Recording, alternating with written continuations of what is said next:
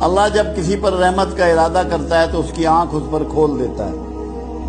جب اپنے گناہ، اپنی خرابیاں، اپنی کوتاہیاں، اپنی برائیاں محسوس ہونی شروع ہو جائیں، نظر آنی شروع ہو جائیں، تو سمجھ لو رحمت شروع ہو گئی.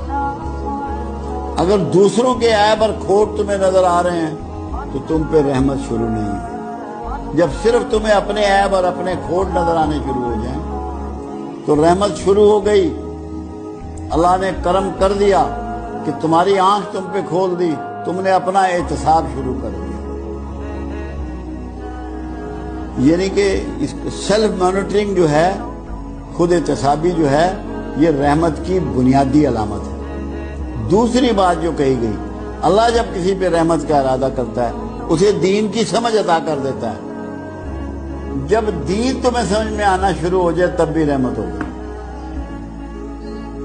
اور تیسری بات یہ ہے، جب تمہاری طبیعت میں رحمت عود کر آتی ہے، تمہیں دوسروں پہ رحم آنا شروع ہو جاتا ہے، دوسروں سے ہمدردی شروع ہو جاتی ہے، دکھی کا دکھ محسوس ہونا شروع ہو جاتا ہے، پریشان کی پریشانی تمہیں پریشان کرنا شروع کرتی ہے، یہ بھی اس بات کی علامت ہے کہ تم پہ رحمت شروع ہو